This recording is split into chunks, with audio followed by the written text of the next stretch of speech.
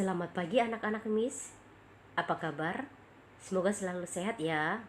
Kita akan melanjutkan materi matematika kita. Hari ini kita masih belajar pembulatan dalam operasi hitung. Namun sebelumnya mari kita lihat kompetensi dasar yang harus kamu miliki. Untuk kompetensi pengetahuan 3.3 menjelaskan dan melakukan penaksiran dari jumlah, selisih hasil kali, dan hasil bagi dua bilangan caca maupun pecahan dan desimal. Untuk kompetensi keterampilan 4.12 menyelesaikan masalah penaksiran dari jumlah, selisih, hasil kali, dan hasil bagi dua bilangan caca maupun pecahan dan desimal. Nah, untuk tujuan pembelajaran kita hari ini adalah yang pertama, agar anak-anak dapat menemukan hasil pembulatan bilangan desimal ke satuan terdekat. Yang kedua, agar anak-anak dapat menentukan taksiran hasil operasi jumlah dan selisih dua pecahan. Yang ketiga, agar anak-anak dapat menentukan taksiran hasil operasi kali dan bagi dua pecahan. Dan yang terakhir, agar anak-anak dapat menyelesaikan masalah yang berkaitan dengan operasi hitung pecahan. Minggu lalu kita sudah belajar pembulatan bilangan ke satuan terdekat, ke puluhan terdekat, dan ke ratusan terdekat ya. Nah, coba kita mengulang lagi untuk pembulatan bilangan desimal ke satuan terdekat. Lihat contoh yang ada. Berapakah pembulatan bilangan desimal 5,3? Nah, kalau kita buat dalam garis bilangan 5 sampai 6, maka 5,3 itu lebih dekat ke angka 5 daripada ke 6 ya. Coba perhatikan garis bilangannya. Atau kita mengingat kembali syarat seperti minggu lalu.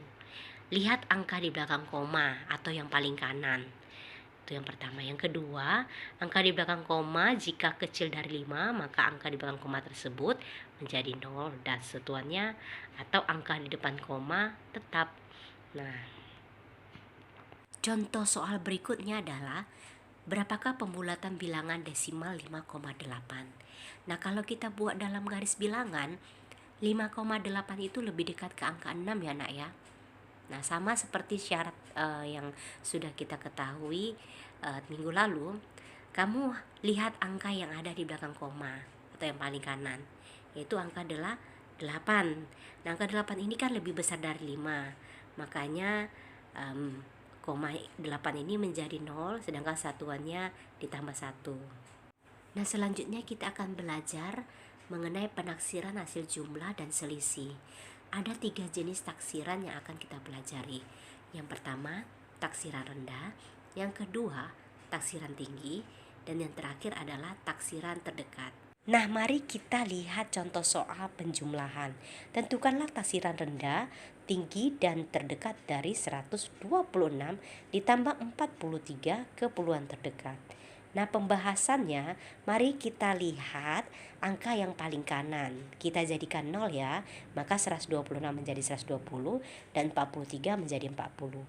Hasilnya 120 ditambah 40 menjadi 160. Untuk taksiran tingginya 126 ditambah 43, masing-masing angka yang paling kanan kita jadikan 0. Sementara angka puluhannya kita tambahkan 1, sehingga 126 menjadi 130 dan 43 menjadi 50. Hasilnya 130 ditambah 50 menjadi 180. Selanjutnya untuk taksiran terdekat, kita perhatikan angka yang paling kanan juga ya. Seperti 126, 6 adalah angka yang paling kanan, itu lebih besar dari 5. Maka kita jadikan 0, sementara puluhannya kita tambahkan 1 ya. 126 menjadi 130. Kemudian 43, karena 3 itu kecil dari 5, maka dia tetap 40. Hasilnya 130 tambah 40 menjadi 170. Berikutnya contoh soal untuk pengurangan ya. Tentukanlah taksiran rendah, tinggi, dan terdekat dari 1235 dikurang 463 ke ratusan terdekat. Nah, tetap kita melihat bilangan yang paling kanan ya. Maka 1200 dikurang 400 sama dengan 800. Itu untuk hasil taksiran rendahnya. Sedangkan untuk menghitung taksiran tingginya, maka masing-masing bilangan pada tempat ratusan kita tambah 1 ya. Jadi 1235 itu menjadi 1300 dan 463 menjadi 500 ya. Hasilnya 1300 dikurang 500 menjadi 800. Kan untuk mencari taksiran terdekat ya, maka kita mengingat kembali syarat-syarat untuk pembulatan. Jadi 1235 menjadi 1200 dan 463 naik menjadi 500. Sehingga hasilnya 1200 dikurang 500 menjadi 700. Sampai di sini dulu materi hari ini ya. Anak-anak sekarang mengerjakan latihan. Yap, selamat belajar.